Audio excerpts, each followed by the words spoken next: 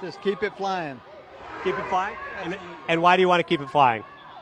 Why would anybody want to erase our heritage?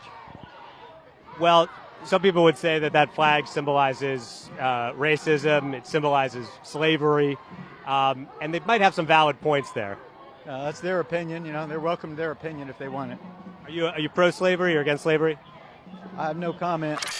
My man takes death before dishonor very, very seriously. He is no snitch, people. Because when they asked him, are you pro or anti-slavery? He couldn't just say no, of course, because the answer is yes. He's pro-slavery, but it's not just any yes. It's a very convoluted yes. It's a very complicated yes. Of course, there has to be some type of intricate backstory about how the institution and the mechanics of slavery, provided order and helped those monkeys from overseas to have some type of civilization and some house training. And now, because, blacks are in society with anything at all, it's all because of slavery. It's probably going to be some along those lines.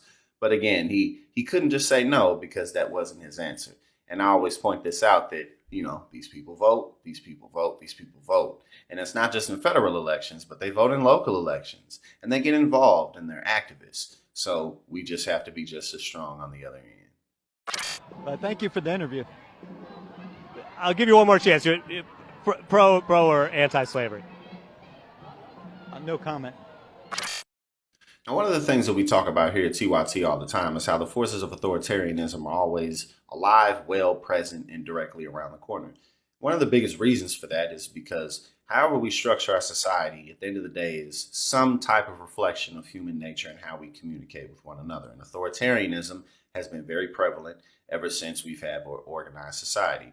Democracies typically don't last very long, and it's why it's something that everybody needs to fight diligently for by being a part of the process and just educating yourselves on community and how everything around us works. Now, one of the bigger reasons that we talk about this all the time here is because we know that the forces of authoritarianism are becoming stronger and stronger in this country with every passing week. The way they're robbing women of their abortion rights, the way they're taking away our voting rights, and the way that the Republican Party is going after the legal system as a whole. And so this is why it's very important for us to become as educated as possible and to educate our friends and our family on how community works and how politics works, because it's bigger than midterms and presidential elections. If we get involved in our communities, that's really where we can make the biggest differences. I'll give you one more opportunity to say if you're pro or anti-slavery. No comment. All right. Well, there you have it.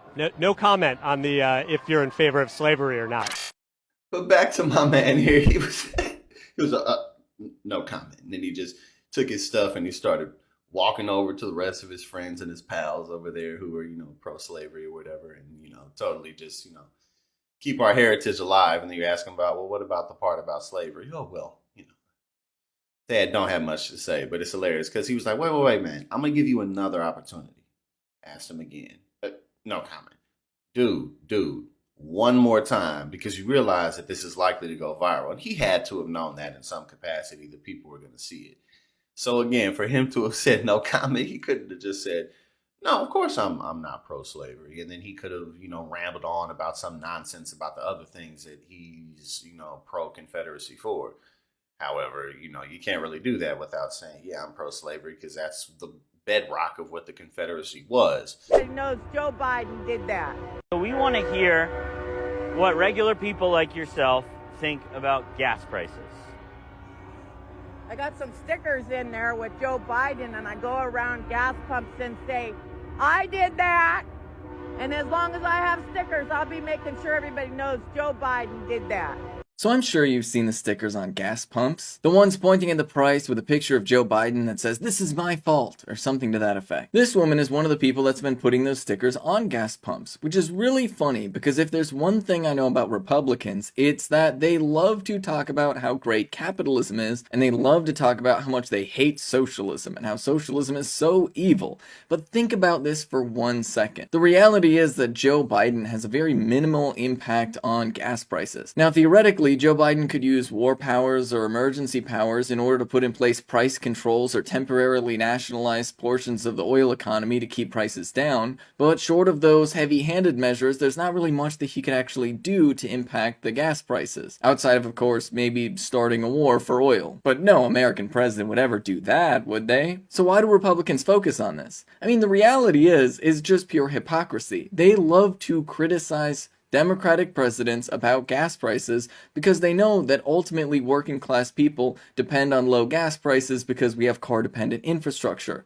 Now, Republicans, of course, can't propose that we have any type of public transit, and they also can't propose that we nationalize the oil industry to keep prices down. No, they just want to use this as an excuse to criticize Democrats, which there's plenty of ways to criticize Democrats, but this really isn't one of them, because what the Republicans really want is they want to give even more power to gas companies to increase prices. Because think about it. These Republicans love capitalism, and what is happening right now is not the result of Joe Biden single-handedly increasing gas prices because he just likes more expensive gas. No, what is happening right now is oil companies realizing that they can do price gouging without any recourse. That both Democrats and Republicans agree that any type of real economic controls on gas companies would just be too much. And because of that, we just all have to deal with these increasing gas prices. So if she really wanted to do something about gas prices, she would recognize that not only is this not Joe Biden's fault, but it is also the fault of capitalism itself. The entire system that we have is about our economy not being democratically controlled, but being controlled by executives and those with capital. That is, after all, what capitalism means. So if you really want gas prices to go down, I hate to break it to you, but socialism is really the only way to make sure that prices reflect the democratic needs of the public and not the personal interests of just a handful of executives. The only reason you see these Republicans putting these stickers all over the place is because they're trying to take something that is an obvious symptom of capitalism